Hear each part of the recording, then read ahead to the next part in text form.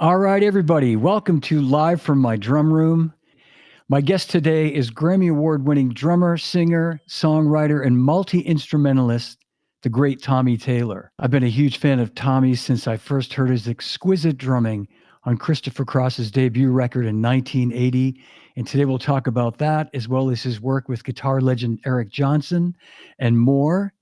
And it's an honor to have Tommy here with me today on Live from My Drum Room. So please welcome the legendary Tommy Taylor. Tommy, Hey, hey, how you doing? I'm doing great. Thank you for being here. Oh, it's my honor, man. I'm really glad to be here and finally get this thing going, man.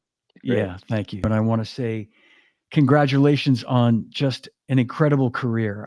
I've, as I said in the intro, I've been a fan of yours for 45, 46 years. And since the first time I heard you on Christopher Cross's debut record. So, um, man, thank Oh, you. well, thank you, man. That's awesome. It's just great to have been able to do anything that anybody still cares about.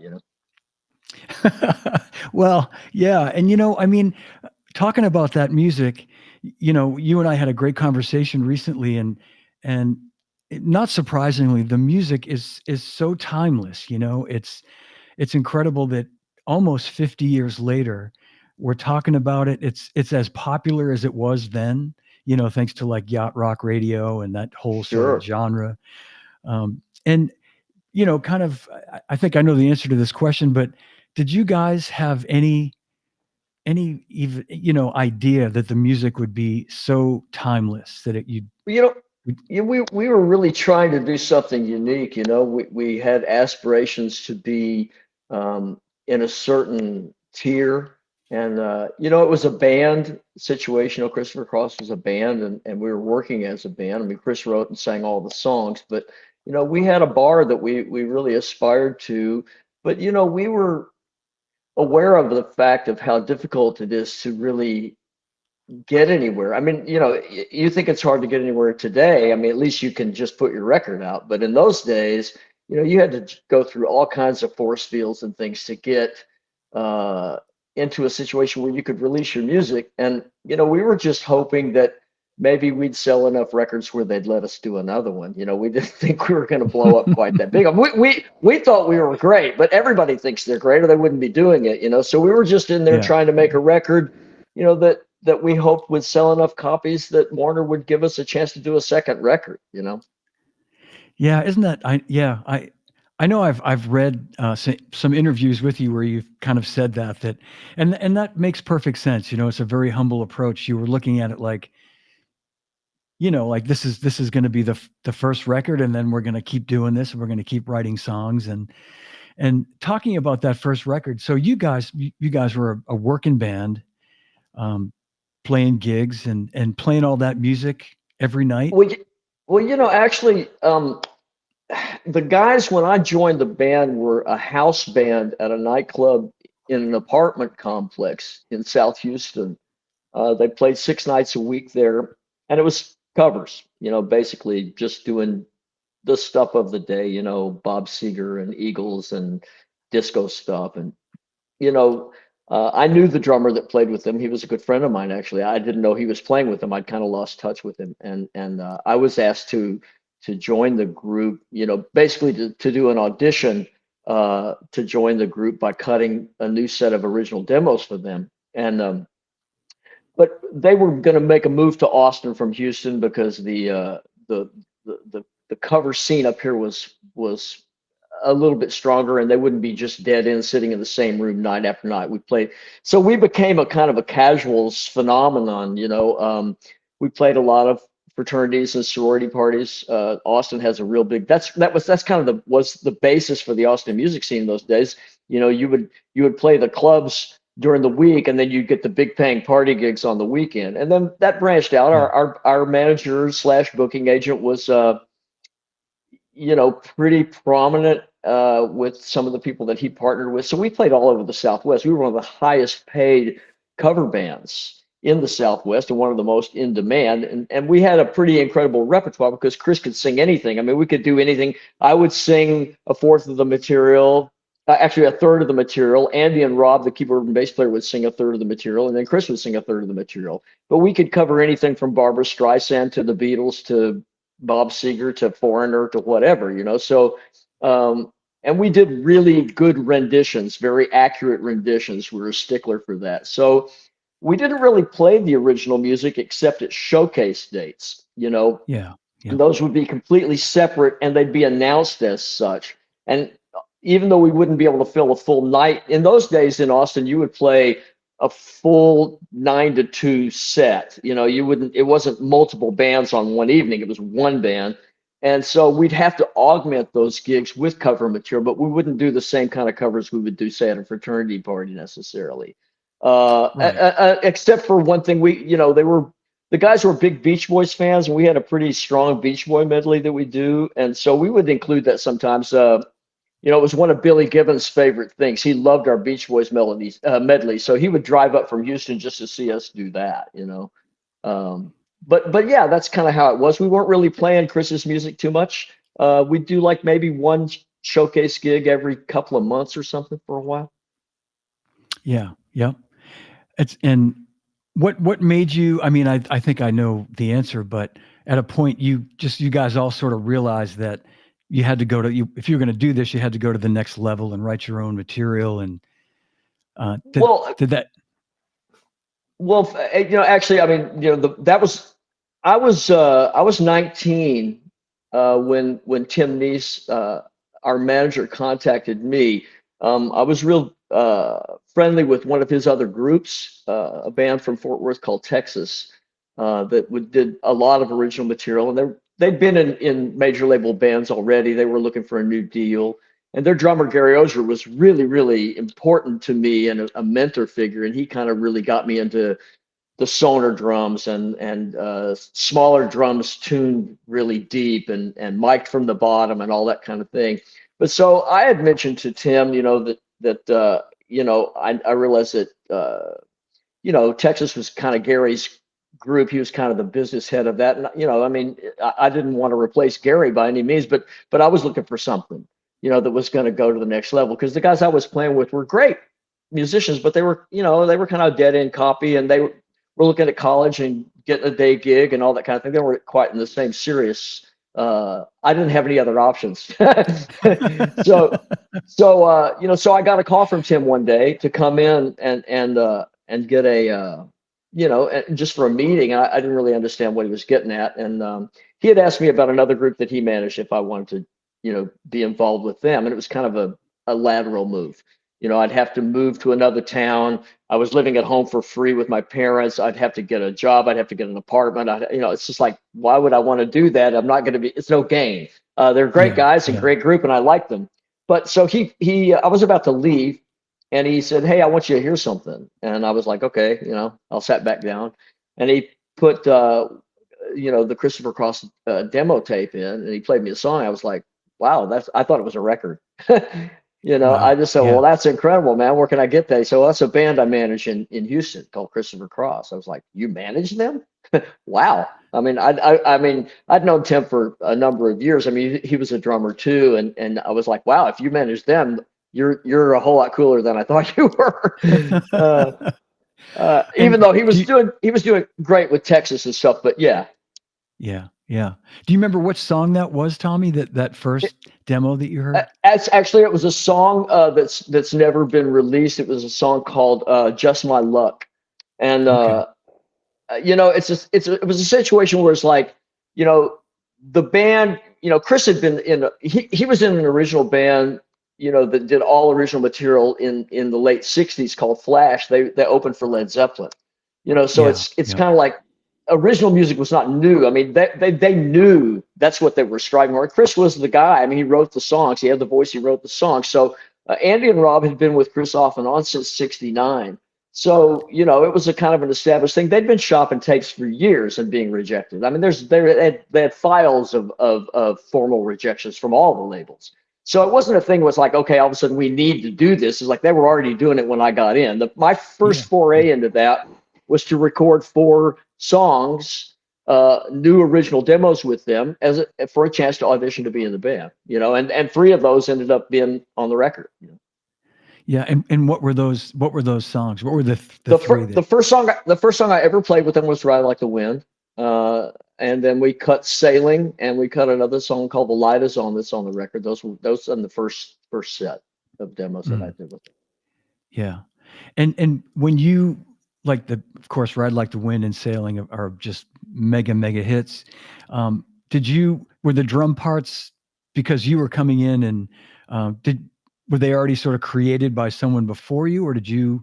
On "Ride Like the Wind," not really. I mean, Rob, our keyboard player, was a drummer, a good drummer. He had been a drummer before he was a keyboard player, and I walked in and there was a brand new tune for them. I think they might have played it. They would do things like they get bored at the cover gig, so they would just like be doing whatever, a Paul McCartney song, and the song would end and the drums would keep going, and Chris might start the riff, and they might do that song, and it would just kind of be segued in and out of something else. But Mhm. but I don't know how much they played "Ride Like the Wind." They got there, and Chris kind of played the riff a little bit, and Rob kind of said, "Look, this is kind of the feel we're looking for." Kind of not disco, not four on the floor. We were totally not about that, but the triplet feel on the hi hat was there, and he just said, kind Yeah. of do that. And Chris started playing the riff, and I just stopped and said, "Look, let's just start this because I know exactly what to do." And so all those parts on that song are mine, except for the triplet hi hat feel. I Wow. mean that Yeah. was something that was the meter, the tempo, and the hi hat feel were given. The rest of it's all mine. Yeah. Yeah. Beautiful part, Tommy. I mean, Thank you. just yeah, Well, absolutely. we fought. Michael's Mardians alluded to that. That was our kind of our first comeuppance. It's like we were pretty cocky. We were a band. We were a family. You're not going to mess with us, dude. And but Michael was like this ace guy. We loved him. We loved his work with Steely Dan, and it's like it's Yeah. like, okay, well, we got to kind of defer because he's kind of big time, and he can have anybody in the world in there, but he's got us, so we kind of learned to work with each other. But he was like, man, I'm not digging this bass drum thing. And I'm going like, dude, man, that's my thing. What are you telling me? And he's like, so he's going, I think it needs four on the floor. I'm going, you know, big red flags. Rob is like he's rebelling. I'm rebelling. No, man, we're not a disco band. We just survived disco. You want us to play four on the floor? Are you crazy? And so, I mean, there's even, legal pad. Rob always had a legal pad. It's like drew a big thing that says submit with an arrow, and I'm sitting underneath it, I've got that photo somewhere, you know. Oh So, man. but Michael was right, I mean, and the thing is, I mean, it went through lots of different permutations and combinations. I mean, Michael wanted me to play the whole thing, without with it just straight through everything, not breaking up the "Got Such a Long Way to Go" parts, just playing Oh, straight through that with four on the floor. And I was going like, man, we can let's compromise here. Let's try to yeah. get something that works for both of our ideas because we can't just turn this into just that kind of a thing. And I think, finally what we ended up with, he was right and we were right. And well, the Yep. proof's in the pudding, it Well, works. yeah, I mean, great instinct, Tommy, because I mean, it's all, we can all say this in hindsight, of course, but Sure. that middle, that triplety thing you play in the bass drum during the "Long Way to Go" part is like, that is so integral to just like the whole But, vibe. it's funny. Like I mentioned to you, there's a local group here, fantastic, played all originals called Genesee, and the drummer Chuck Rogers is a great friend of mine still to this day. I restored his mid '60s Ludwig kit after he hadn't been playing for 40 years, and he found it in a basement somewhere, and it had some water damage and stuff. So, but Chuck had this thing. They had a song that was written by John Lennon, who played with Jerry Jeff Walker and the Lost Gonzo Band, and a lot of people like that, called Whiskey Still, and it had us a line, "Got such a long way to go," or "Got a long way to go." It's like, Yeah. "Got a long way to go," but da da, and I went, "Oh, got such a long way to go," da da da, and I put that in there. I mean, that was one of the All first right. things I added to the song. So I lifted that straight from Chuck, and I've told him that, and I've told everybody that, because I'm not one of those kind of people that doesn't give credit where credit's due. I mean, I have my influences, and I want them to know they were my influences. Oh, that's so cool. Is that a Yeah. song I could find that somewhere? You can. I Okay. Actually, it was recorded by Rusty Weir. And it was on his first debut LP on 20th Century Fox. It's actually on YouTube. You can find it. It's Okay, called I'll Whiskey find it. Still. Yeah, Okay, yeah. yeah. Thank you. The Thanks for drummer that. that played on that was, I think it's either, man, it could be Gary Malabar even on that record. I'm not sure. You'd have to look at the credits. Okay, But he did Chuck's thing. It's actually in the bass line too. So, and Andy followed me too. With that, it's pretty cool. So, a lot of history. great. Yeah, I always love that. One of my regular viewers, listeners, Heidi Vertaler, had a question, and I think she's going to have to go in a little while. So I wanted to Yeah, maybe just ask you this question. sure. She said, "Did Tommy play on one of my favorite songs, Sailing?" Googled it. Yes, he did. But she was wondering. Her question is, who came up with the beautiful chimes and like wood blocks, all the percussive stuff, and that, or That's was it Victor you, Feldman. That's Victor Victor Feldman. Feldman? Okay, Yeah, yes, yeah. yeah, I'm pretty sure. I don't think Lenny Castro's on that. I think that's all Victor. I'm not sure. I'd have okay, to look at the credits, but I know the wind chime is Victor. That was just, I mean, and all that's, you got to realize, I mean, we cut the basic track and Andy and I flew home. There wasn't enough money for us to live in LA for the whole summer. Rob stayed because he's kind of an arrangement guy and everything. But Andy and I cut the basics in 2 weeks for that record and went home. So, you know, we heard it all in September and we had no idea what they had done. We hadn't heard the string arrangements or any of that kind of stuff. It was like, wow. I wow, mean, we thought it would be cool, but we had no idea what they're going to put on it. Marty is just such a whiz with that stuff. He knows. I mean, he has like a little checklist, and he just goes down it and just adds what he hears, and it's brilliant. I produce now too, and I've told Michael a million times. I said, man, I learned everything I know about producing records in 2 weeks through osmosis. yeah, Just by yeah. being in the room with you. That and just to back up a second too, because I know we sort of jumped in really quickly, and you obviously, before you joined the band with Christopher Cross, and they were like an established band. You were already pretty established in Austin anyway. You started playing young and gigging, Oh and yeah, yeah, you yeah, were on yeah. the scene. I was, I mean, I made it my business in those days to know everybody that came to town and everybody who was in town, as far as the musicians. I mean, I started playing in the clubs when I was 11, really got established in the local club scene and fraternity scene when I was 13, and played all the way through junior high school and high school. I mean, in high school, I was sometimes playing 7 nights a week, 5 hours a night till 2 a.m. So, Yeah. um, yeah, and I graduated from high school. I kind of applied to UT and I went there for orientation, couldn't find a parking place and never went back. It's like if I can't park for orientation, this is not going to work for me.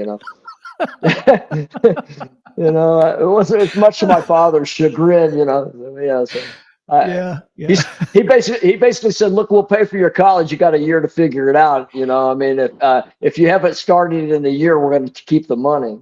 So uh, so Well, that was kind of it. I didn't ever have anything else. I never wanted to do anything else. I just wanted to make records.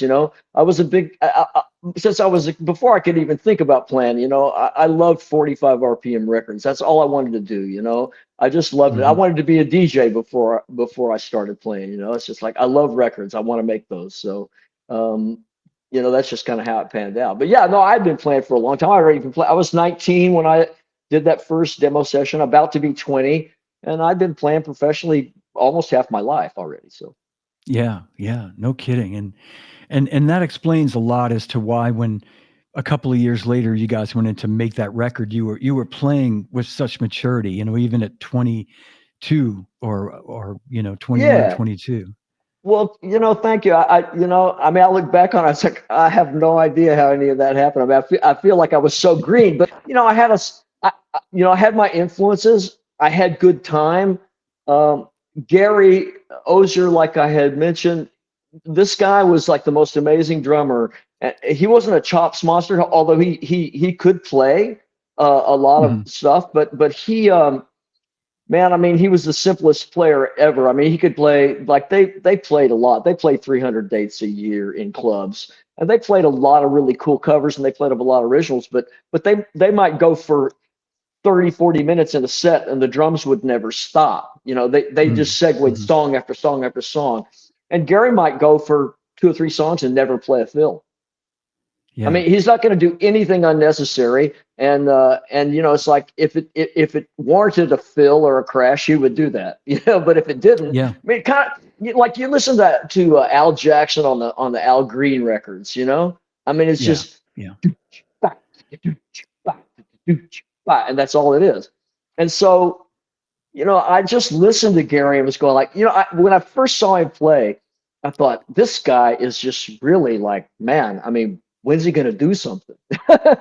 Yeah. And then, my buddy Mark Evans, who we taught each other how to play basically when we were kids, we're listening to him go like, yeah, but look at the crowd. I Hmm. mean, you can't get any more people on the dance floor.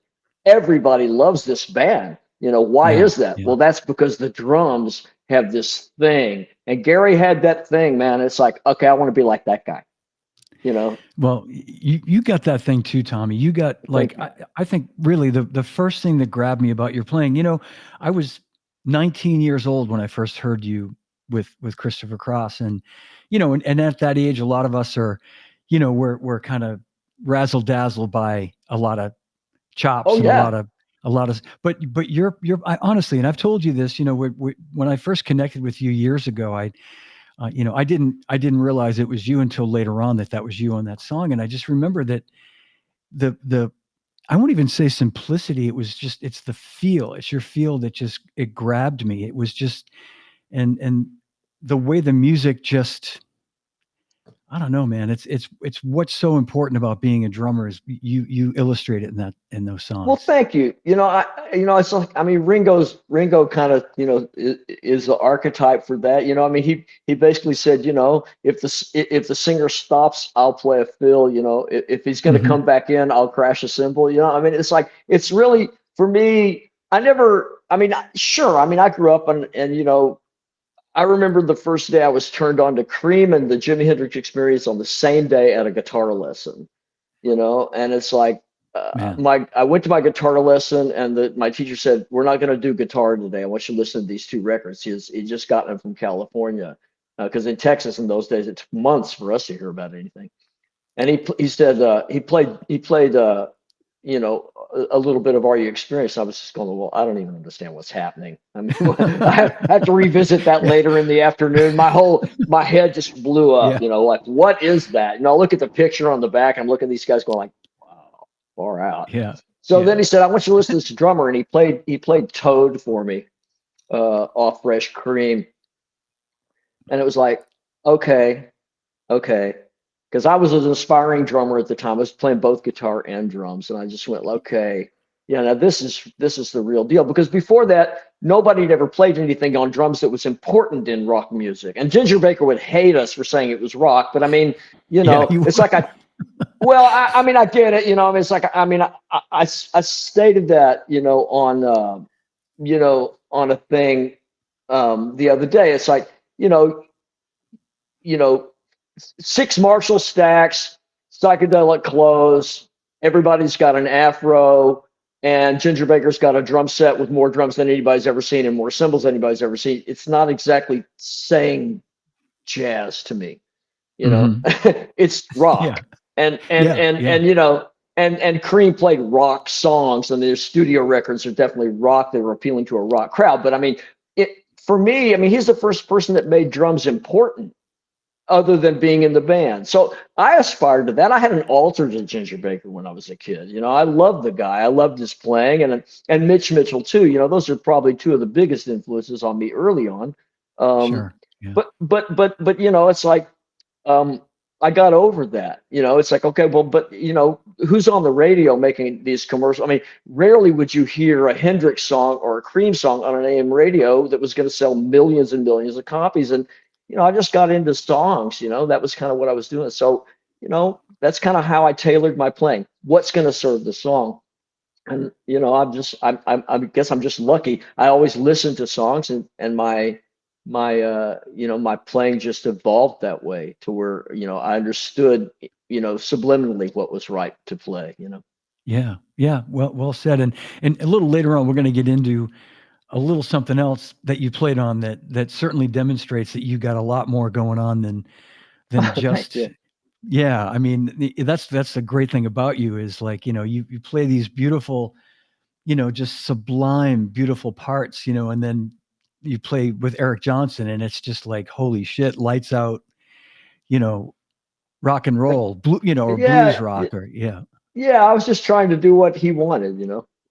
Yeah, yeah, absolutely. Well, there's a question from Doug McKenzie, and he said, "I read where the entire album that we're talking about, Christopher Cross's record, Yep, yep. was recorded with a Ludwig Superphonic purchased on consignment for $75. Is True that story. true? That's a True true story. story. Yeah. Yeah. And of course, how did you get it to sound so fat, and do you still have it today?" Of course, I still have that drum today. Steve Gadd all but begged me to own that snare drum, and I'll I bet. mean, and I because he used my drums on the second record. When I was let go from the sessions, he played my kit for various reasons, which we don't need to go on into here. But that drum, I had ordered the Sonar kit, but I didn't order a Sonar snare. The kit was specially configured for the record. The record was actually postponed because the drums were stuck on a dock strike in Boston Harbor.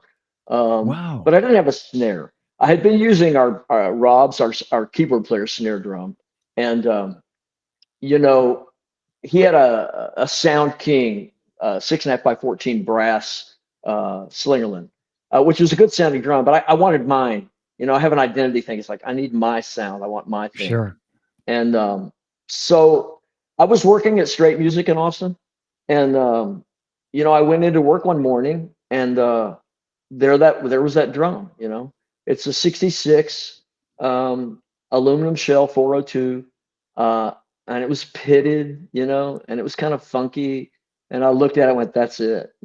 So I talked to my boss. I said, "Hey, can I write a demo ticket on this? I want to try," because I'd gotten the drums. We're going to do some pre-production. We hadn't tried the drums, so Chet was going to run some mics up on them to see how they sounded. They said, "Yeah." I said, "Well, I'll put a new head on it so I don't damage, the head that's on it, and we'll see." And I took it to the studio, and I tuned it really deep. And we were using a bar towel taped in those days, just Yeah. on the Yep. corner to deaden it. And Chet ran the faders up, and I hit it 3 times. Said, "Put it in the case. We're taking it to LA. Don't do a thing to it. Don't touch it. That's it." Yeah. And Man. so I went back the next day, and I said, "Yeah, I'm going to take that drum." And I said, "Whose is it?" He said, "It's Tony Viegas's." I said, "Wow, okay, cool." Because Tony and I were friends. He's a drummer friend of mine. He owns a chain of Mexican restaurants here. He's a great drummer, great guy. So I was the one that got to call Tony up and tell him to come get his money for the drum. I said, "Hey man, I bought your snare drum." He said, "It's the worst snare drum I ever owned, man. Horrible drum." Well, okay. It's like, yeah, well, yes, one man's trash is another man's treasure. I made a lot of a Right lot of on. records with a lot of hit records with that record, with that drum. Yeah. Yeah, absolutely. Yeah. No, it's so funny because, and no offense to Tony, but in the right hands, I mean, it's like a no-brainer. Any Ludwig snare is going to just be magic, Well, that drum, it had seen better days. His father was a drummer. It might have even come from his dad. But they have a real inherent problem with the tension rods backing out, Mhm. and especially lower pitch tuning, where you don't have a lot of tension on the hoop. They tend to back out. And I think that was probably what was bothering him. Just kind of it would always drop tuning. But I was tuning really low, and I don't know. We didn't have lug locks in those days. I don't know. I guess I just dealt with it. But I love the Yeah. drum. I mean, I'd never sell it. There's no way. I mean, when I die, they'll either bury me with it, or I'll leave it to some other drummer who loves it.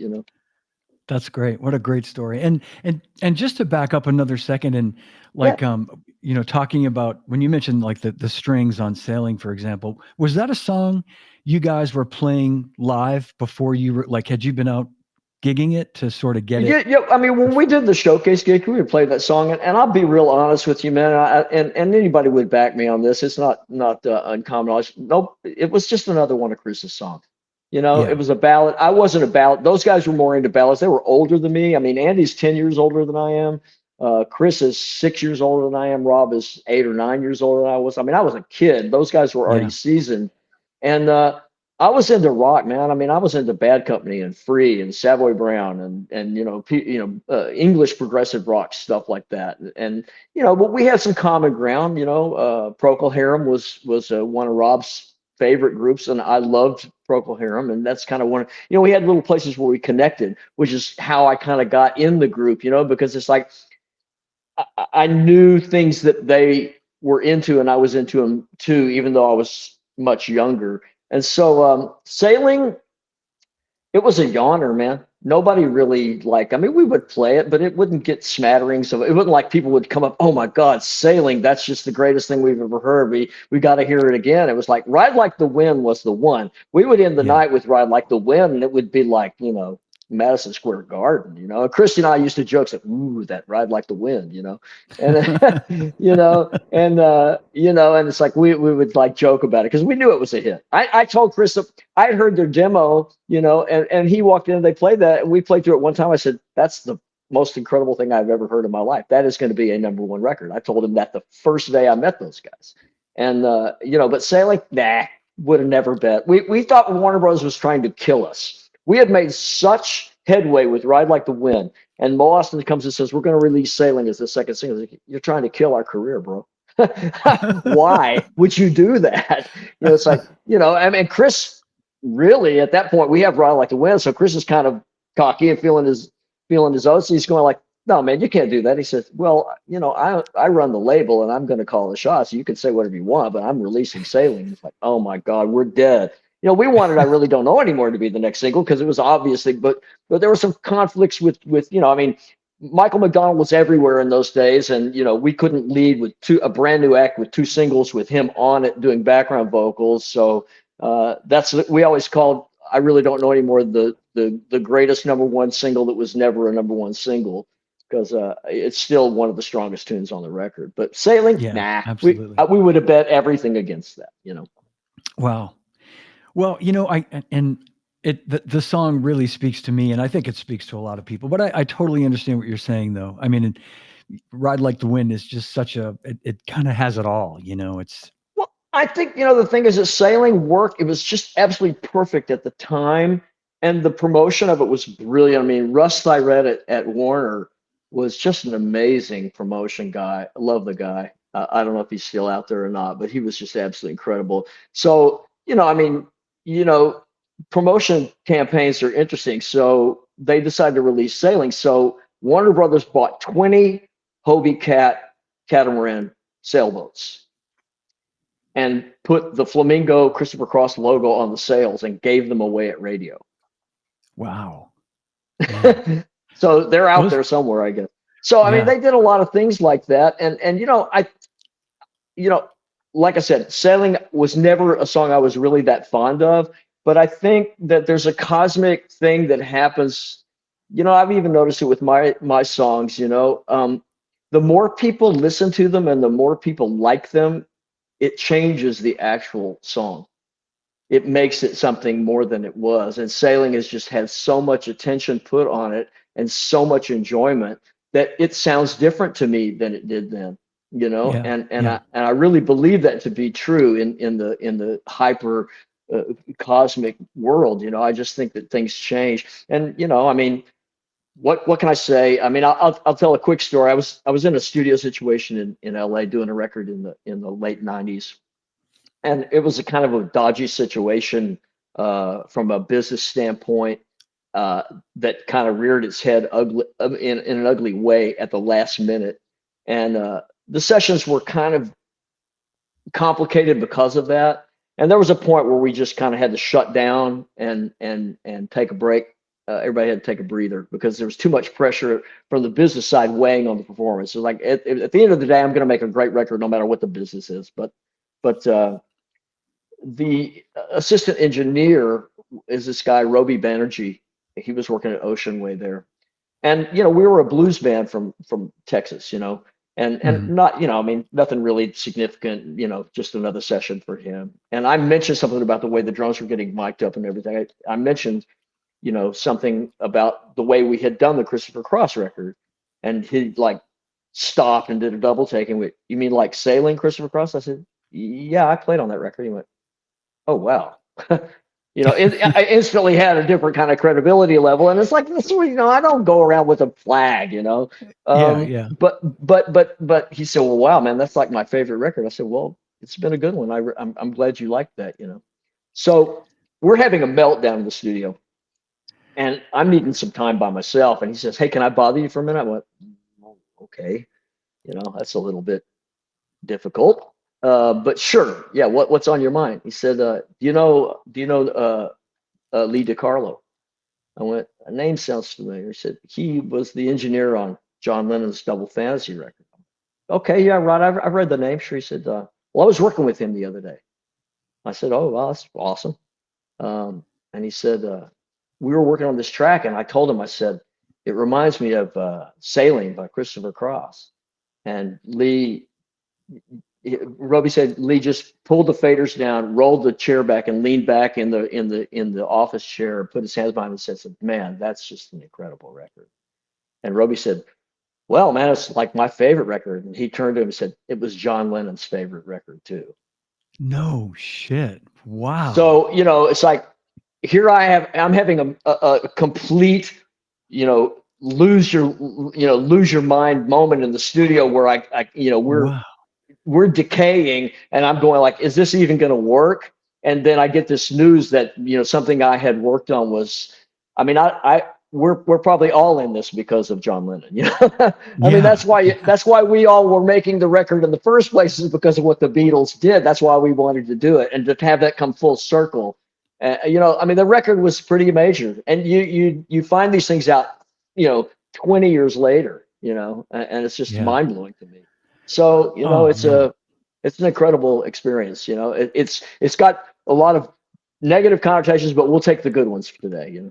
Yeah, no, I get it, Tommy. I do. And I know it's probably harder for you. Well, not harder for you, but you're so close to it in a way. It's like it was just part of the work that you did at the time, and Yeah. whereas it just other people like John Lennon and like myself and like 100 million others, it affected people differently, and it's so great for you. I guess what I'm getting at is it's so great to have you hear that from people, that how much Oh, that affected them. I mean, but I get choked up just thinking about it. I mean, that Yeah. John was at a place in his life he was actually learning to sail, and that was right before the Double Fantasy record came out. And that whole summer, and to have that be, on his listening radar and have him think that much of it was like, wow. I mean, I never dreamed to meet him or anything. I knew people that knew him, but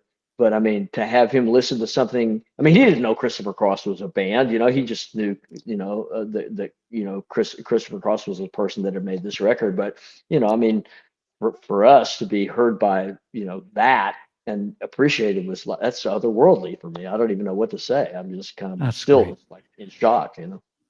That's great. Well, let's dig into a couple of tunes. How about that? Let's Sure. play. Let's jump ahead to Ride Like the Wind, Okay. since that's on our minds. And yeah, such a great tune. But I do want to play Sailing as well, because there's a couple of things I really want to just sort of talk about and Yeah, highlight about that song that just really absolutely, moved man. me. Ask anything you Yeah. want. I'd be glad to Well, enlighten anybody on any aspect of it. I have pretty good memory of everything that went down. So I know you do. Yeah. All right. Well, let's listen to Ride Like the Wind, cool. and great tune. Here we go.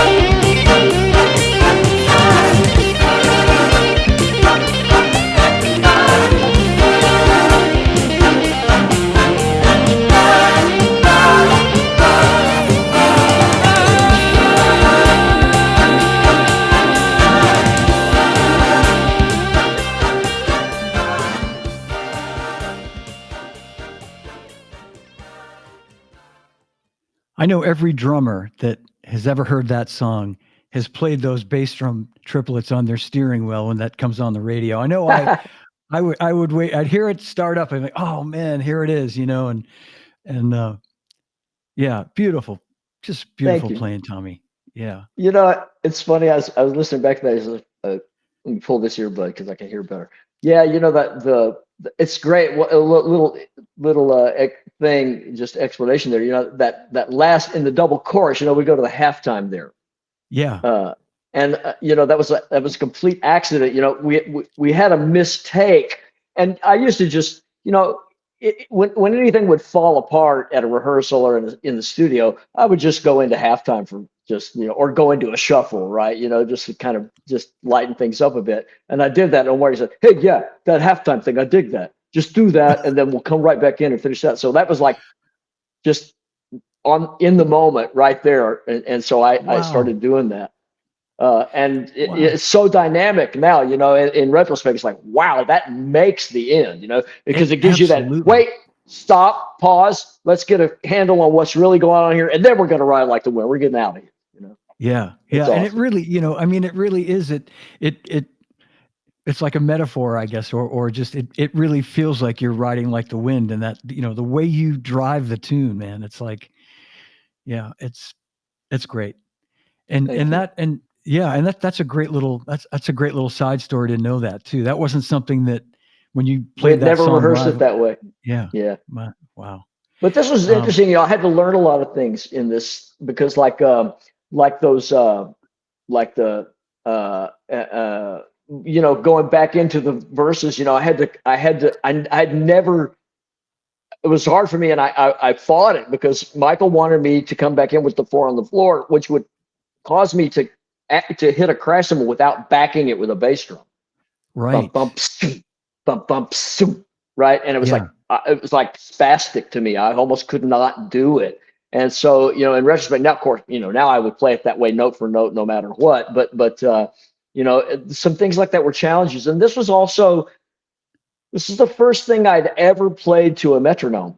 Um, Michael really wanted that steady like that. And not, I mean, the demo is out there, Chris has released that. Chris's people have released that. So you can hear the demo on YouTube of what I played originally. It's not very different. And I cut that Mm. straight up, no click track, never had seen the guys the day before, never played the song the day before.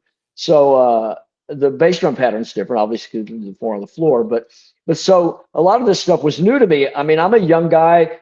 All of a sudden, I'm in LA. This is big time. Carlos Vega was in the day before. I mean, Jeff Porcaro's around the corner. Andy Newmark's in the next room cutting with Randy Newman. I'm like, I'm just some kid from Texas in a bar band, and I'm already Yeah. everybody's already looking at me weird because my drum set's so strange. And so, now you need to play with a metronome. It's like, oh man, I was like Gringo says, I am the click track, because it just wasn't done. And so, but Omardian had one of the first Lynn drums ever made, I mean, because they were brand new, nobody used them. Yeah, yeah, So he yeah. sets the Lynn up with just a pattern. He says, it's just like playing with another drummer, man. Don't worry about it. So it's like, okay, yeah, I can do that. So that's the first track I'd ever played with a metronome. And we didn't cut the whole record to a metronome. Just that and Sailing are the only two pieces I think that are on the record that were actually cut to the click. Okay. Yeah. And that was a question I had is what, were was Sailing or that song cut to a click, and that explains it. Sailing Yeah. was and Ride Like the Wind, yeah. But it's funny because you can listen to the demo of Sailing too, and it was cut to a click. It's just straight up, Yeah. and it's as steady as the record is. I don't know. Yeah. Well, I commend you because having never worked with a click track before, you're in there, you're a kid, and you cut this. Talking about both tracks really, but talking about Sailing, where it feels so organic. I mean, there's all those spaces where it breathes. It's the dynamics that you're playing. It's like it gets really soft, and then you build up. Yeah, So the thing is with that song, it's like it was. I never well, going back, I never was that super fond of it. But there was something mystical going on there. We knew the song was important. I mean, because it was really being. I mean, you know, we tried it several times. We didn't get it. They had a kind of a coup, actually. Omardian had talked to Chris, and they decided to have Jeff Porcaro come in and play the song, which was like Andy and Rob. Andy reminded me of it, so Andy and Rob kind of was like, oh, I don't know about that. That's not our band. So we were Yeah. still had a lot of solidarity at that point. And they were like, because Rob had already been sort of slightly demoted because he was our piano player, but you got Michael O'Martin, it's like even Yeah. Rob's like, okay, fine, great. But Rob was playing Rhodes and doing synth parts and stuff like that. But Jeff came down and played it, and I don't really know the logistics of how that was. Jeff was wonderful to me. He'd been in similar situations. Uh, he was a champion for me, even later on, but he came in and he had agreed to play my kit because we were trying to still keep the band sound together. We didn't want the sound to way different. But Hmm. when he came in, he played. It wasn't appropriate. I mean, and whether that was intentional, I mean, I don't know. I mean, I can run a lot of scenarios. Maybe Jeff wanted to just do something and not have it work, so I would be able to do the track myself. Or maybe he just played what he felt, and what he felt wasn't really right for the song. Um, Hmm.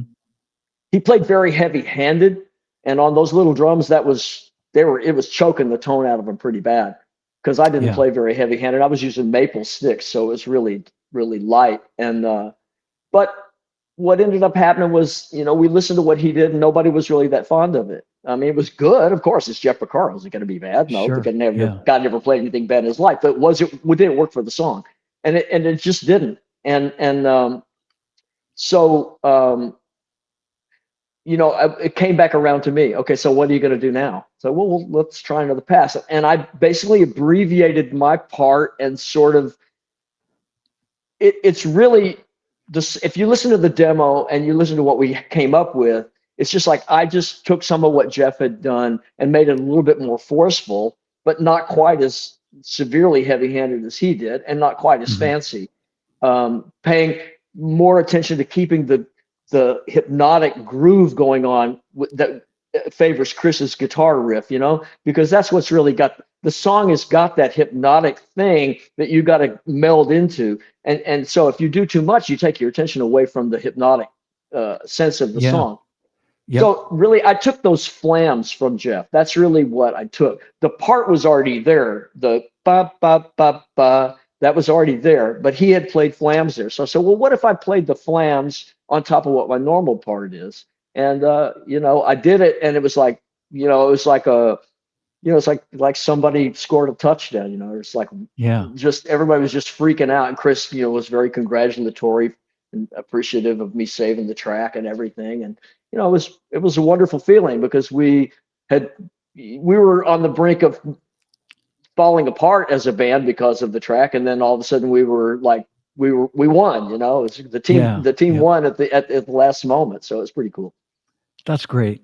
I know Robin Flynn's interviewed you for her book on Jeff. Yes, yeah. And I remember reading, and I'd heard the story before, and I think I read where you said, um, Jeff said something to the effect of like, what Tommy's playing is perfect. Like, I don't know what your problem is. Well, He's your guy. no, You should.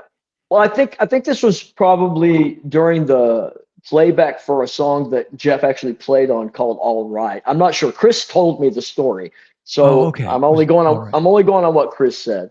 But Jeff Yeah. kind of, you know, in the middle of that, said to Chris like, "Hey, man, why don't you use Tommy? He's really a great drummer, and he's in your band." Right. And Right. Chris basically said, "Yeah, but he's not Jeff Porcaro." And it's like, I get it. I mean, Chris had newfound fame, and he'd always loved these players and stuff. And I talked to Chris later about it when we were at a point where we were on pretty open terms. And he just said, man, I got to be real honest with you. It wouldn't have mattered what you played at that point. I Hmm. wanted to play with the Cats, and you weren't them. And it's Yeah. like, well, Yeah. it doesn't make me feel any better, but Yeah. it's whatever it was. But so I mean, but Jeff was there going like, hey man, you got a great band, I mean, yeah, we can cut this stuff, but is that really what you need to do, So it is what it is. Yeah. Yep. Well, let's play sailing. It's I'm so glad we got to talk about this and have you set it up the way you did too, which is great. And there was a question from Doug McKenzie again. Always great questions. And I Yeah. did want to mention the drum set, the Sonar kit. He's hard to believe this track was recorded with an 18-inch bass drum and Yeah, small actually, it was size toms. yeah, it was recorded with an 18-inch bass drum with a Sennheiser 421 with the bass rolled off. No kidding. Wow. Yeah, it's actually got the bass roll off on the by the jack there, and he rolled the low end off. Chet Himes is our engineer. Chet and I arm wrestled a little bit over drums at first, but once he kind of warmed up to some of my ideas, he really liked the concepts. I had the little drums. This is all taken from Gary. The little toms tuned way below their normal fundamental and mic'd from underneath. Chet was old school. I mean, he wanted a mic from the top, like everybody does. But on a single-headed drum, it's not necessary. And Chet really loved that. I mean, you reverse the phase on the mics because it's a different thing, but also the isolation is incredible because then you can use your overheads primarily to grab the cymbals. Right, and you're right. and you're not getting a lot of cymbal bleed in the tom mics, so you can get your toms to really, really speak well that way. So but there's some other things that Chet did that we can talk about too on that. Yeah, that makes sense though. Yeah, exactly. All right, so here's Sailing. Awesome. Beautiful track. Here we go.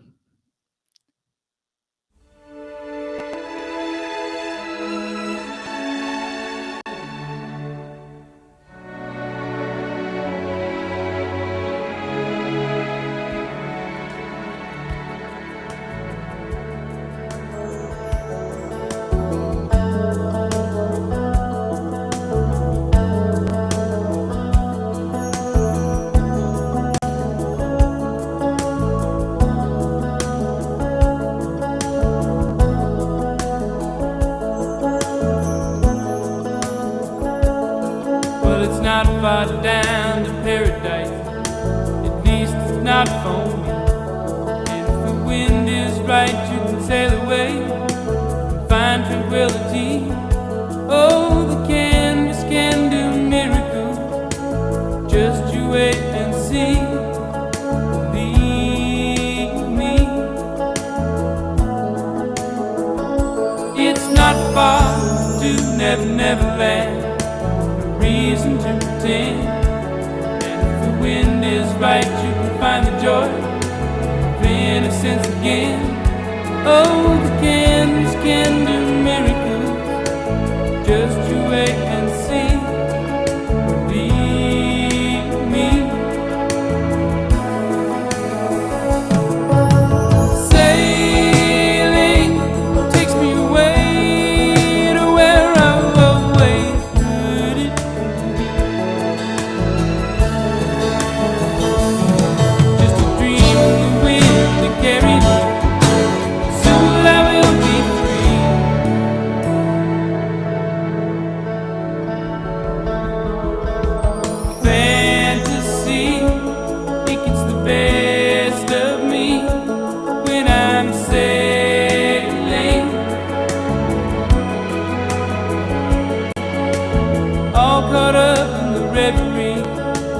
Every word is a symphony, won't you believe me?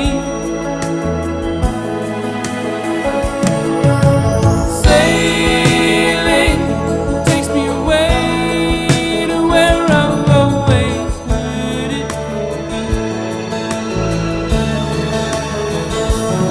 Just a dream of the wind to carry me. Soon I will be free.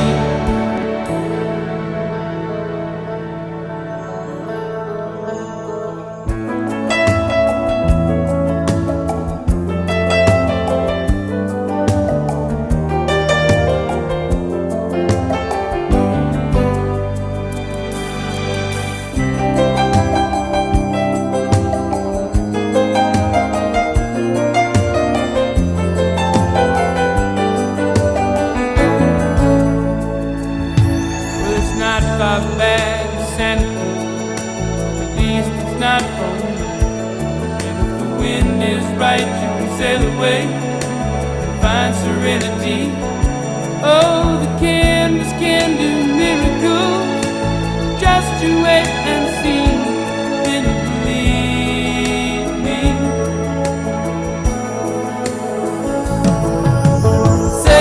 Sailing takes me away to where I've always needed to be. Just a dream in the wind to carry me. Soon I will be free.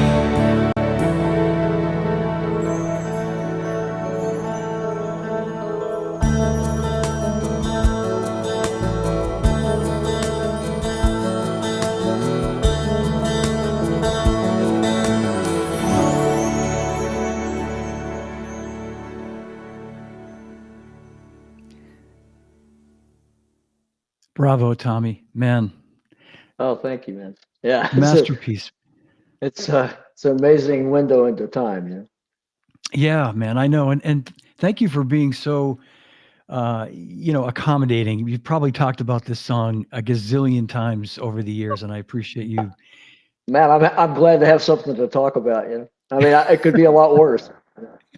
Well, I've always zeroed in on the 16th notes and the hi-hat. That's always been, you play them so clean and smooth and beautifully, and that I think that's that whole thing you were talking about with what makes that song have that magic to it. Yeah, yeah, it's a great, that part really, I mean, I will say a lot of that came from Rob Muir, our keyboard player, being a drummer too, and I didn't know. I mean, really, when I walked in there to cut that demo, I had ballads. I didn't have much chops on that, And Rob basically told me, "Look, this is what I do. Yeah. This is how I would approach it." So, you know, you can hear the demo of that. It's there. It's out there too, so you can hear it. But I mean, that he really orchestrated that drum part, the initial thing, and even what Jeff took from that, and then what I brought back from the other side. I mean, Rob should get a lot of credit for that because that was his baby, really. But yeah, the 16th notes is a thing. I mean, it's just it was like, okay, how we got to keep this steady. The thing that I love about it so much is that excuse me, the subtleties that people miss is the kick drum pattern. You've got the heavy 1 and 3, but the little pickups that don't happen the same every time. And then also it's the opening and closing Mhm. of the hi-hat, like opening of the Yes. hi-hat to go into the fill that starts the chorus, And a lot of people just, they just don't hear it. And they won't, like, if you hear them play it, they won't play that. I put right here, hi-hat opens to bring in chorus. No, Yeah, absolutely. that's just Yeah. that. Yeah. It's kind of that's one of the trademarks that's just kind of one of the things that I do, but and also the interesting, so we have more stuff, the tom in the bridge, in the instrumental, Yeah. that's, I didn't play that. That's Overdubbed. actually Michael Oh, Omardian. oh wow. He wanted to do that, and he wanted that there. So, but if you have the track separate, I'm still just playing the cross stick there. And I said, man, I've got the perfect drum for that. I'll mail it to you guys, and you can overdub it. Rob can overdub it. So Michael ended up playing it. It was a 12-inch round bed Gretsch tom with a Canasonic head on it, Oh double man. headed. Yeah. It's So got such a thud to it. Yeah.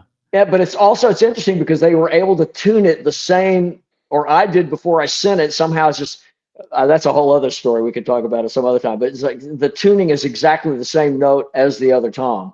It's Yeah. not any Yeah. different. So you don't even know that it's not from the same kit. But yeah, That's cool, interesting. Tommy.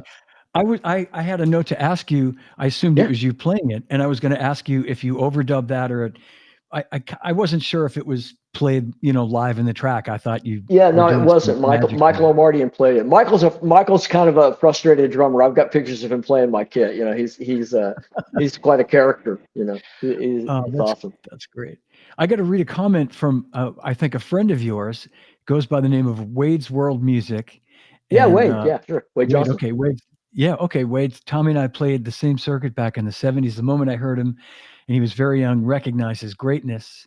I also agree with everything he said about Gary Ogier and his Yeah. drumming with Eric Johnson is great too, and he's a great songwriter. Well, Wade, we're going to talk about those two things in just a minute. Um, the last point, Tommy, I was going to make about that song is, again, just going back to hearing it so many times over the years, is your feel. And it's so interesting to know that you recorded it with a click, because it just feels like you're sitting just almost a tad behind the beat. You know, you're Well, just so relaxed. it's so funny because it's like, yeah, I don't know if that's just my inability to be with the click, or whether it was just magic, or it's just the way I play. You know, it's interesting because I did a version of this recently with a group called the Lexington Lab Band, who are famous on YouTube for their covers. And I made friends with them. They did one of the best, probably the best, absolutely hands down cover of Raw Like the Wind. And I was so impressed with their drummer, because he nailed it 98%, even the sticking, which I'm not normal. I do things a different way, and he's just perfect. And I was blown away, because people send me Ride Like the Wind covers daily almost. It's like, oh, this is terrible. Another terrible Ride Like the Wind cover. And I heard this, and I went, okay, you guys, you knocked it out of the park, and we became friendly, you know. And so I actually went out there and played with them. They do one show a year in Kentucky, and on Labor Day, and we went out and played Ride Like the Wind. And they even had a guy from Nashville, a great guitar player, Coleman is his last name. He learned Cliffs of Dover, and so we did Ride Like the Wind and Cliffs of Dover back to back live. It was pretty cool. But Vandy, the leader, said, "Hey man, we're going to go in and do a studio version of Sailing. Would you come play it with us?" Well, absolutely. You know, I said, I don't have to rehearse it. I know it note for. I never played it. Once we recorded it, I play it the same way every time. So, you know, he actually he used the original track for the click track that we played to in the new studio version. He said, so here you got, you know, your track speeds up a little bit from the click, and here it sets back a little bit from the click. I'm like, man, I don't know. Okay. I don't know, but it's interesting because but we didn't use. I mean, I never used a click track before. It's like, you know, but it was like in that song, it was like, we got to have the click. It's got to be steady. It's like, okay, you know, I'll try. You know, I'm just here trying to make a great record. I want to. At that point, it's like, God, I just want to do it or be over. You know, hopefully it'll be okay. But yeah. I wish I could play that okay. Oh man, you know, it's okay. like in retrospect, it's like, I mean, I just look back and say, I don't even know that kid, you know, that played those songs. It's like, it's amazing to me. I mean, I look at pictures and go, God, I mean, I don't even know how I got there, you know. I mean, it's just amazing to me. But what a great moment in time, and what a great thing for you to be able to look back at and just, you know, like hear it on the radio probably every day. You know, it's really strange. It's really fun when you go into the grocery store, you know, and you know, I'm not a kid anymore. You know, you walk up to the cash register to check out your groceries, and it comes on the speaker, you know, and you look at the kid ringing up your groceries. And you hear that record? The kid goes, yeah, you know, you go, that's me. I played on that. He's like, yeah.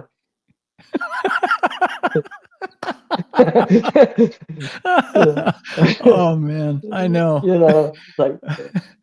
Well, talking about Cliffs of Dover, I was going to jump ahead to your amazing playing with Eric Johnson, and this is why I think this is just so phenomenal that, you know, you made that record with Christopher Cross, and you played those beautiful songs, and then there's this record, and this is from your first. And by the way, I'd be remiss in not saying that Christopher Cross record won, was it 5 Grammys or nominated? Yeah, for five Grammys. Yeah, it won 5. Yeah, 1-5, man. It was the record at the time. Nobody had ever done that. Nobody had ever swept the major categories at that point in time. And it stood until Billie Eilish took it a few years back when she did the same major ones at the same time. But yeah, pretty amazing. Yeah. I do remember, you know, I mean, I was like 20 years old at the time, but I remember it being just a huge, like Grammy Award winning. It blew our mind. I mean, we were pretty lucky. I mean, our first tour was with Bonnie Raitt when she was still with Warner, and she was on kind of at a low point, you know, because they were still trying to make her a pop singer, a kind of a torch singer, and she was really wanting to be a blues guitar player, and it was pretty cool. And she was great. You know, we're playing colleges and stuff in Florida, and we came back to Austin after that. Was our first tour in a van, and the guys from Beaver Productions in Dallas. I never can remember their names until it's after the fact, but they were great guys, and they called our manager and said, "You guys want to open the Fleetwood Mac Tusk tour?" And Oh it's like, man. yeah, okay. How much does it pay? It pays $500 a night. And Tim said, "Man, our hotel bill would be 1,500. You know, I mean, we can't do this." He said, "I got guys that'll pay me 1,000 to do the tour. Do you want to do it or not?" Yeah. And we went, Warner, hey, we did some tour support over here. Yeah, so we went out and did that, And, I think we were adding ticket sales. I mean, if you were on the fence of whether to see Fleetwood Mac after hearing their new record, because it was quite a departure from Rumors, Right. Right. it would be like, I don't know, I like them. But, the fact that we had, you know, about a week and a half into that tour, Ride Like the Wind was just blowing up the charts. It was like, yeah, I think with that guy, with Christopher Cross, that band on there playing we'll buy the ticket. So, but we did that, and I mean, we played with them all through the spring, and then they went to Europe without us. We got 2.5 weeks with the Eagles in the summer, and then they came back and we did the fall leg of their tour. So visibility really helps. I mean, that really helps to Sure. blow up a record, but yeah, Yeah. it was amazing times. Yeah. Yeah. Yeah, really, just incredible. So I'm gonna play. Speaking of, and I think this won a Grammy too, Cliffs of Dover. Cliffs of Dover did actually. It's the other Grammy in my cap there. Yeah. Man, and just again, I'll just highlight, not that it needs to be, because once everybody knows this song anyway, of course, but your versatility, I think it just comes shining through when we hear you playing on this song. Really, really fantastic. So here comes Cliffs of Dover, Eric Johnson, Tommy Taylor on drums.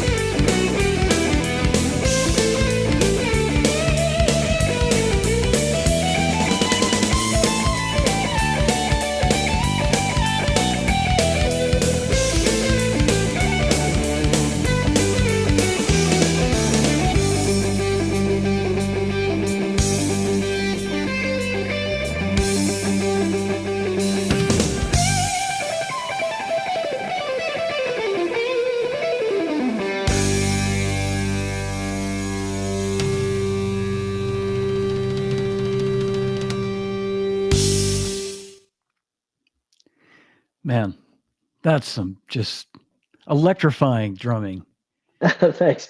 Yeah, it's great. I listen back to that now. A lot of things have come to mind. Remember, it's like I remember the intro. There's that press roll where Yeah. it's like for this kind of the circus thing.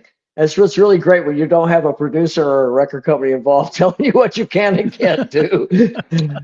Actually, Yeah. Yeah. that's a snare drum quartet. I actually used 4 snare drums, overdubbed 4 tracks for that. No It's a kidding. it's an 8x15 Ludwig it's a school Coliseum, is that what it's festival called? model.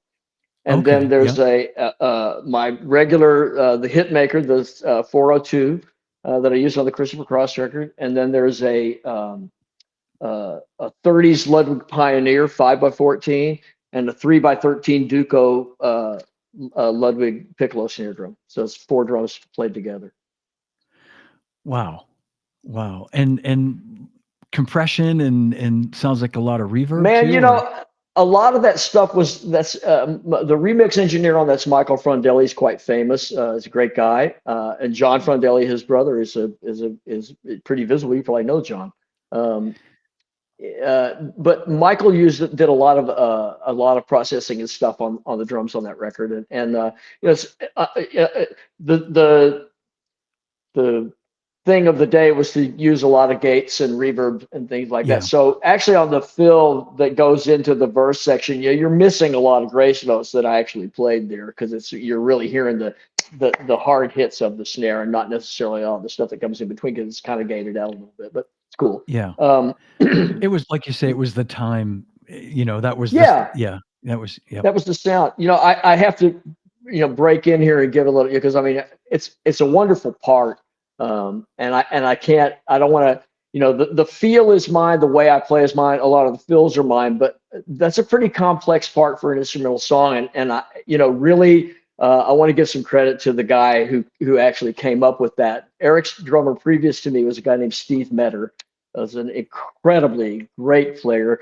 If you ever want to go and watch some of Carole King's 1-to-1, they did some live tracks there that Eric plays on. Steve is the drummer on those records that with Carole King, Pearls and Okay. 1-to-1 and Touch the Sky that was produced by my co-producer Mark Hallman. But Steve came up with a lot of those parts. He and Eric kind of orchestrated those parts together. So I basically came in and I was, jumping into the band feet first, and it's like I just learned Steve parts. So I mean, I wasn't given that track cold and said, come up with something to play. I was actually playing what Steve had played. So credit where credit's due. Steve really wrote a lot of that part. That's great. Yeah. Well, I mean, you played it really faithfully and executed it like, it's Well, I not made it easy my to own, play. but it's like it was already there. I didn't just come up with all of that like pulling out of the sky. Like on later tunes I did, but on some of those songs that were already written. Yeah. Yeah. Well, I want to just jump ahead for a second and Sure. And I appreciate you giving so much time today, Tommy. I really do. Oh I know man. we started a little bit late, but I want to just talk about for a minute, and I'm going to have you back on just so everybody watching this Oh, cool. knows this. Yeah, we're gonna do another episode down the road, a track talk, and talk about Tommy's solo record, Across the Stars. Yeah, which I knew about this, and you hit me to it recently, and I gave it a listen, and I'm like, man, this record is so great, and you wrote it, you produced it, you sing, you play pretty much all the instruments, I think, right? Most of them anyway. Well, I played some acoustic guitar, some electric guitar. I played the drums, all the percussion, did the vocals, the backing vocals, a lot of them, and I arranged it and produced it. I have a co-producer, Mark Hallman, I always wanted to work with Mark since I met him when he was brought to town to work with Carole King, and I just love Mark's production. I've done a lot of work with Mark. Mark's had me play on a lot of people's records that he produced, and Mark's just a great man. I mean, he can play any instrument. He's a great drummer. He'll work with me. Like we'll go back and listen to mixes. We're starting to really get down to the brass tacks, and it's my record, so I can make the drums do whatever I want. So we'll listen to everything, and I want to make sure that, like a lot of times, if the drums aren't really the focus, and you're playing on somebody else's record, the drums get kind of a faders up treatment, and they are what they are, and you kind of fare however you fare. It's like, I'm telling a story on the drums, and if you don't hear all of the consonants in the words, you're going to miss the sentences. They're not going to make sense. And so he's very accommodating in that he'll actually go back with me, because he's a drummer. He'll go like, oh, I see what you were saying now. Yes, it makes sense to bring that tom hit up in that fill, because sometimes they're not recorded exactly like you mean them. So it's just great. And like I said, he's just, if I'm going to do something, because I'm a little bit of a wild hair, I might go off on a tangent, and Mark will go like, yeah, don't do that.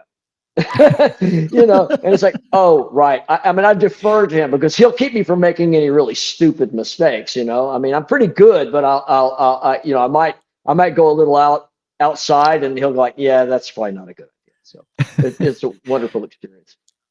Well, I got to think, it's the discipline in making this record, because, I think what's so great about it, and we're gonna play one track as a little teaser, for everybody to get a little taste of it, and then we're gonna do a separate show and really kind of go through it and dig in. But cool. when you hit me to it, and I started listening to it, and what's great about it is it's such a great, just the songs are all beautiful. It's not, I mean, you definitely get to play. Yeah. But you're a great singer, and the songs are melodic and just well written, and it sounds great. I had a pretty high bar, I mean, I was a miserable songwriter. I tried, and but I played with so many great writers. It's like, man, I'm not, if I can't be at that level, then I'm not going to do this. I'm not going to put out crummy songs. If I can't be great, then I'd rather just not embarrass myself. And then, I got frustrated listening to a lot of current music, and I just said, man, I can write better songs than that. So I just kind of put my nose to the grindstone, and I found that I was doing pretty good, and I played it for other people. They go, wow, that's really good. I went, it is? Are you sure? Because I mean, I don't shine me on, because I don't want to make a big mistake. Everybody says you look great, and and then you go out and you look, like a really bad movie. So, but I'm very pleased with the songs. I mean, I like the songs. I mean, like, once again, the drumming is, it's not, I'm not Dave Weckl here. I'm just supporting the song. I'm not playing. Yeah. It's not a showcase, not a drummer record. So, but the songs were things I felt needed to be said. I mean, I know we're talking about Ghost Town coming up here. That's a song I wrote about the music business, man.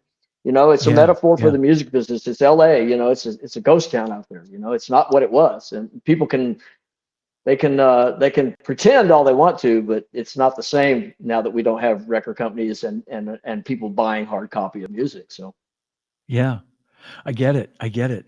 Well, I'm going to play the song "Ghost Town." It's the first song from the record Across the Stars, and I just got to say, everybody watching, buy this record. Really, I mean, it's such a beautiful collection of songs.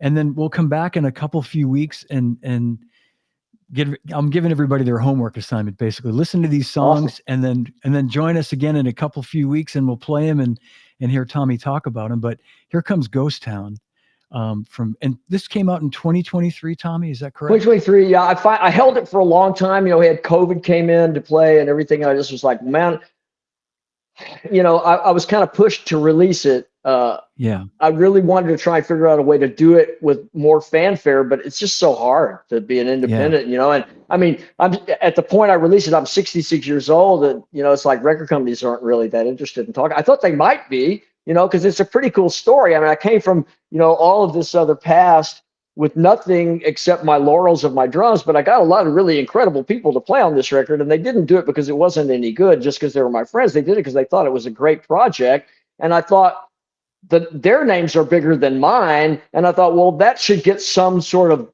buzz going. It's like, man, it's not easy. It's really not. No. But I mean, I'm very lucky to have had the people I've got. Mark Andes from Heart and Firefall, Roscoe Beck, who is Leonard Cohen's musical director Michael Omardian, who played with everybody, Steely Dan, on and on, did orchestrations. I mean, it's a pretty amazing set of people to Yeah, play on. yeah. I'm It really lucky. and it sounds like it. I mean, it sounds like a record that was made with I can't explain it any other way other than just like really great musicians, great quality recording, like Well, I mean, and great sounding. really, yeah, I had to do that, on with no money, no money. There is no budget, I mean, and Yeah, so, and that just was facilitated during the times. I mean, it's really, I mean, it's not, we didn't go into the studio and cut it. I mean, it's definitely layered. But the cool thing is that everybody that worked on the record knows what records that are made when you go in and play together sound like. So they know how to play to make it sound like it's ensemble. It doesn't yeah, sound yep. pieced together. It sounds like we cut it, which is It awesome. does. I mean, I'm just really, really lucky. Great opportunity to have these guys play with me. Well, let's give it a listen. Here it comes. Cool. Ghost Town. Yeah, Ghost Town. Ghost town.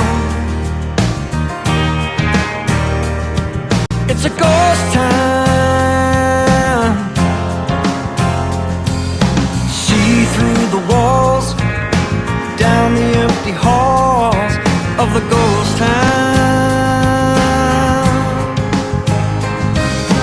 Ghost town, crumbling now. It's a ghost town.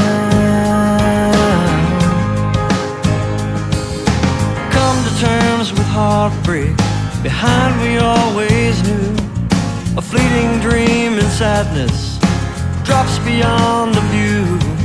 That music might change the world. She marched to her own tune. Still life the best it shimmer in each passing of the moon. Ghost town, crumbling now. It's a ghost town. Well, on beyond the glory days, the once good soldiers linger in disarray and dismay. Still coax a trigger finger. No news that war was over, no shame and no defeat. They stand in crushing silence. With swagger they still meet in the ghost town, crumbling round you. It's a ghost town.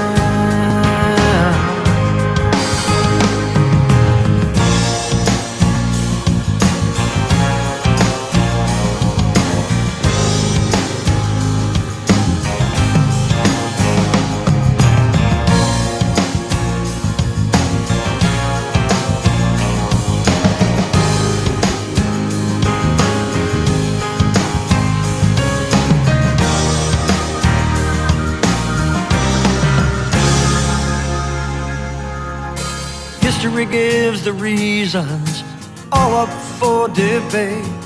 You raise your voice in protest as young fish take the bait. Well, Icarus dreamed of flying, the wax that sealed his fate. The old wax spins so sweetly as we share the empty plate in the ghost town. Yeah, yeah, it's a ghost town.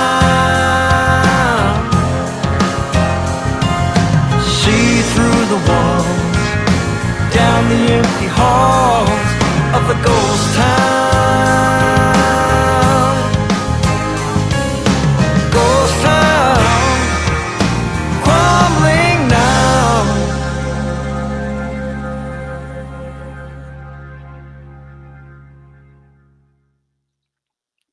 Wow.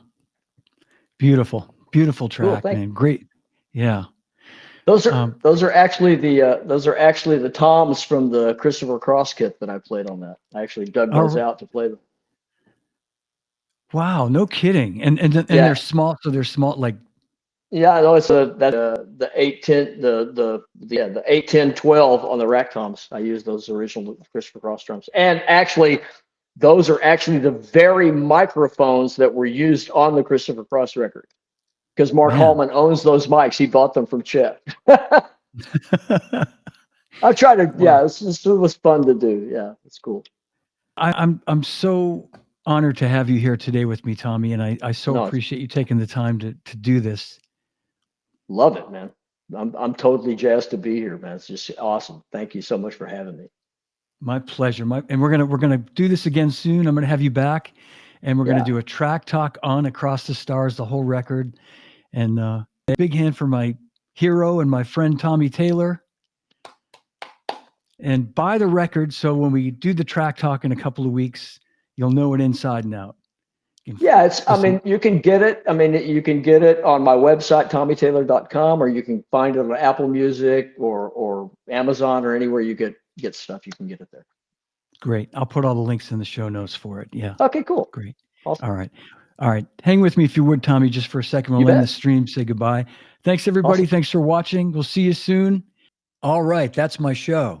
If you enjoyed it, give it a like, leave me a comment, and please subscribe to my YouTube channel. You can also download the podcast on all podcast platforms. And I'm excited to tell you that Live from My Drum Room has been ranked #1 best drum podcast for the second straight year.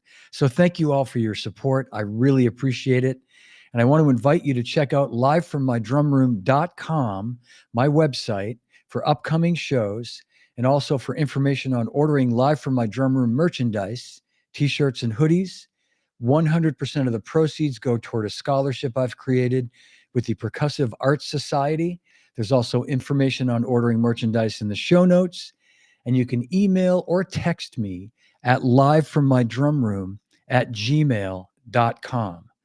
So remember, no drummers are harmed on any show. And drummers, when in doubt, leave it out. Thanks for watching. Thanks for listening. And I'll see you again real soon.